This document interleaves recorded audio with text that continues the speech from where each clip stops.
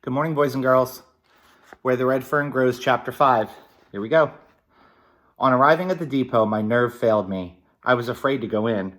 I didn't know what I was scared of, but I was scared. Before going around to the front, I peeked in a window. The station master was in his office looking for some papers. He was wearing a funny little cap that had no top on it. He looked friendly enough, but I still couldn't muster up enough courage to go in. I cocked my ear to see if I could hear puppies crying, but could hear nothing. A bird started chirping. It was a yellow canary in a cage. The station master walked over and gave it some water. I thought, anyone that's kind to birds surely wouldn't be mean to a boy. With my courage built up, I walked around to the front and eased myself past the office. He glanced at me and turned back to the papers. I walked clear around the depot and again slowly past the office. Glancing from the corner of my eye, I saw the station master looking at me and smiling. He opened the door and came out on the platform. I stopped and leaned against the building.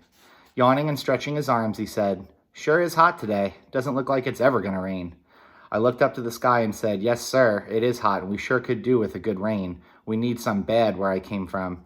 He asked me where I lived. I told him, "Up the river's a ways." "You know," he said, "I have some puppies in there for a boy that lives up the river. His name's Billy Coleman. I know his dad, but I never saw the boy. I figured he'd be in a little after him today." On hearing this remark, my heart jumped clear up into my throat. I thought surely it was going to hop right out on the depot platform. I looked up and tried to tell him who I was, but something went wrong. When the words finally came out, they sounded like the squeaky old pulley from our well when Mama drew up a bucket of water. I could see a twinkle in the station master's eyes. He came over and laid his hand on my shoulder. In a friendly voice, he said, "So, you're Billy Coleman. How is your dad?" I told him Papa was fine and handed him the slip my grandfather had given to me. "They sure are fine-looking pups," he said. "You'll have to go around to the freight door, though." Pretty sure my feet never touched the ground as I flew around the building. He unlocked the door, and as I stepped in looking for my dogs, I couldn't see anything but boxes, barrels, old trunks, and some rolls of barbed wire. The kindly station master walked over to one of the boxes. "Do you want them boxes and all?" he asked. I told him I didn't want the box. All I wanted was the dogs.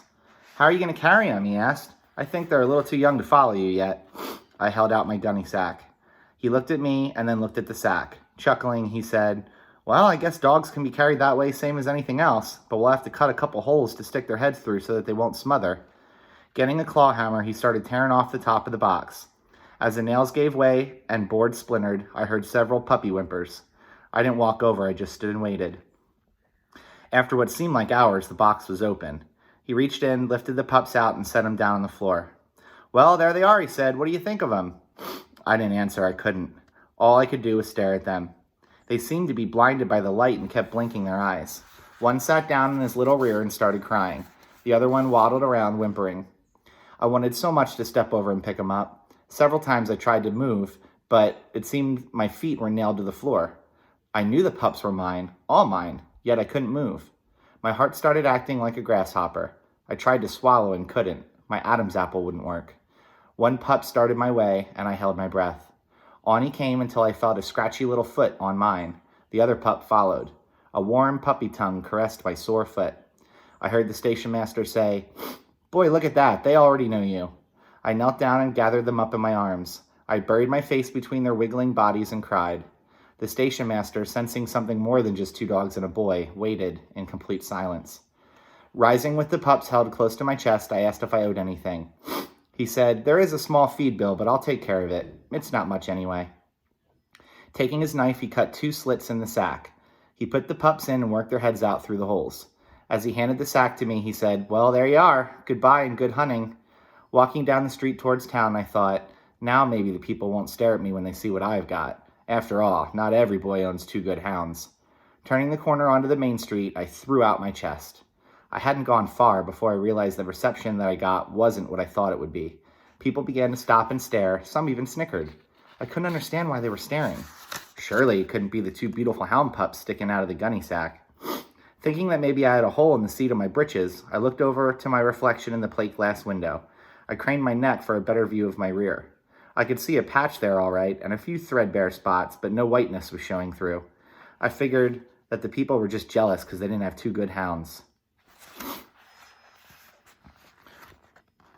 I hurried on, waiting to get away from the stares and snickers.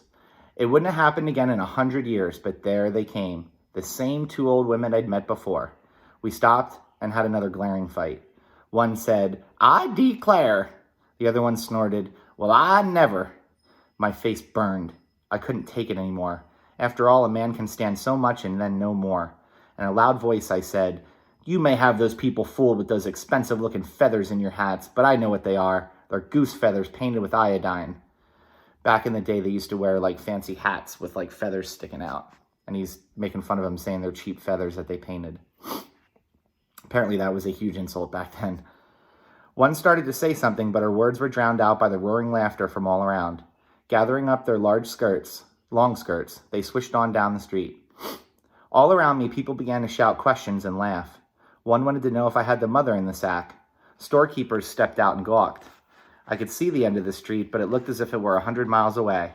My face was as red as a fox's tail. I ducked my head, tightened my grip on the sack, and walked on. I don't know where they came from, but like chickens coming home to roost, they flocked all around me. Most of them were about my age. Some were a little bigger, some smaller. They ganged around me, screaming and yelling. They started clapping their hands and chanting, "The dog boys come to town! The dog boys come to town!" My heart burst, tears came rolling. The day I had waited for so long had turned black and ugly. The leader of the gang was about my size. He had a dirty, freckled face and his two front teeth were missing. I suppose he lost him in a back alley fight sometime. His shock of yellow sunburnt hair bobbed up and down as he skipped and jumped to the rhythm of the dog boy song. He wore a pair of cowboy boots. They were 2 sizes too big for him, no doubt handed down by an older brother. He stomped on my right foot. I looked down and saw the blood ooze from under a broken nail. It hurt like the dickens, but I gritted my teeth and walked on. Freckleface pulled the ear of my little girl pup. I heard her painful cry. That was too much for me. I had not worked 2 long years for my pups to have some freckle-faced punk pull on their ears. Swinging the sack from my shoulder, I walked over and sat down in the doorway. As I turned around to face the mob, I doubled up my fist and took a Jack Dempsey stance. Jack Dempsey was a very famous boxer, so basically he's up like this, like ready to fight him. Freckleface said, "Oh, so you want to fight?" He came in swinging. I reached way back into Arkansas somewhere, and by the time my fist had traveled all the way down the Cherokee Strip, there was a lot of power behind it. Smack! On the end of Freckles' face, it exploded. With a loud grunt, he sat down in the dusty street. Grabbing his nose with both hands, he started rocking and moaning. I saw the blood squeeze out between his fingers. Another one sailed in. He didn't want to fight. He wanted to wrestle. He stuck a finger in my mouth, and I bit down. Shaking his hand and yelling like the Hoot Owls were after him, he ran across the street. Another one bored in. I aimed for his eye, but my aim was a little low. I caught him right in the Adam's apple. A sick look came over his face. Bending over, croaking like a bullfrog that had been caught by a water moccasin, he started going around in a circle. But unfortunately, there were too many of them. By sheer weight and numbers, they pulled me down. I managed to twist over on my stomach and buried my face in my arms. I could feel him beating and kicking me all over my body. All at once, the beating stopped. I heard loud cries from the gang. Turning over on my back, I was just in time to see the big marshal plant a number 12 boot in the seat of the last kid. I just knew I was next. I wondered if he'd kick me when I was down. I lay where I was. He started towards me, and I closed my eyes. I felt a hand as big as an anvil clamp on my shoulder. I thought, he's going to stand me up and then knock me back down. He raised me to a sitting position. His deep, friendly voice said, "Are you all right, son?" I opened my eyes. There was a smile on his wide, rugged face. In a choking voice, I said, "Yes, sir. I'm all right." He helped me to my feet. His big hand started brushing the dust from my clothes. "Those kids are pretty tough, son," he said, "but they're really not that bad. They'll grow up someday." "Marshal," I said, "I wouldn't have fought them, but they pulled on my pup's ears." He looked over to my sack. One pup had worked its way almost out through the hole. "Hi, Howard. Do you want to say hi?" My cat's over here licking me. He wants to say hi. Here, come here. Say hi, guys. Hi. You gonna stay here with me? Okay.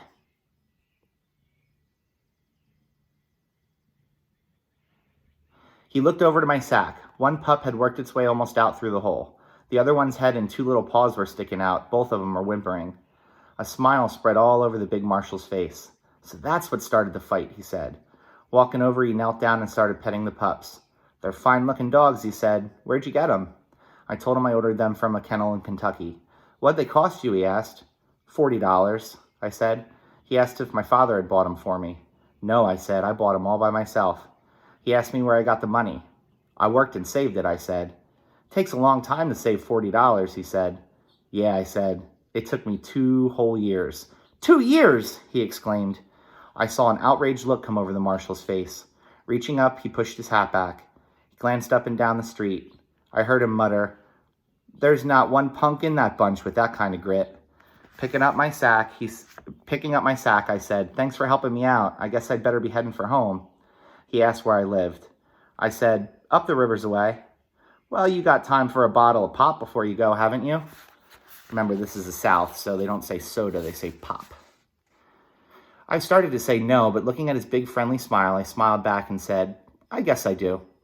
Walking into a general store, the marshal went over to a large red box and pulled back the lid. He asked what kind I wanted. I never had a bottle of pop in my life, and I didn't know what to say.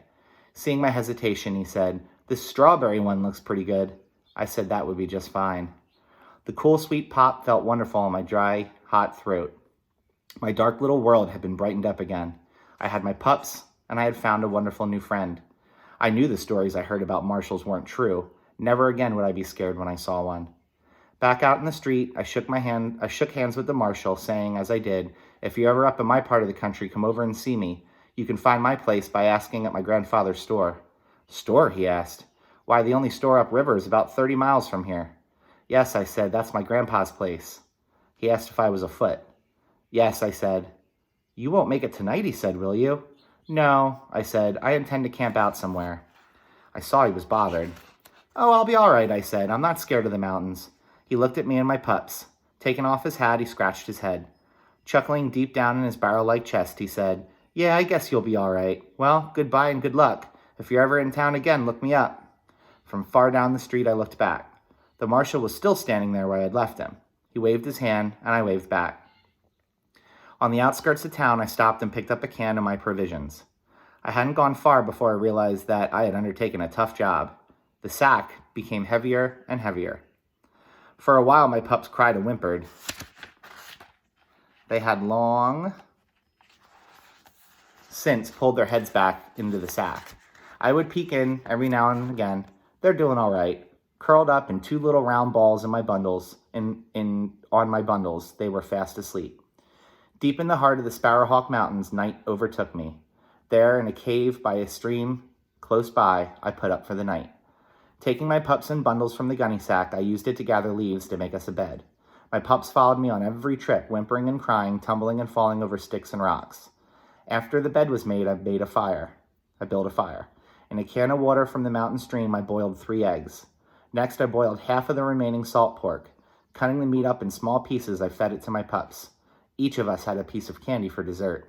My pups enjoyed the candy. With their needle-sharp teeth, they gnawed and worried with it until it melted away. While they were busy playing, I dragged up several large timbers and built a fire which would last for hours. In a short time, the cave grew warm and comfortable from the heat. The leaves were soft and felt good on my tired body and sore feet. As I lay stretched out, my pups crawled all over me. I played with them. They would waddle up to the front of the cave, look at the fire, and come scampering back and roll and play in the soft leaves. I noticed the boy dog was much larger than the girl dog. He was deeper red in color. His chest was broad and solid. His puppy muscles nodded and rippled under his velvety skin. He was different in every way.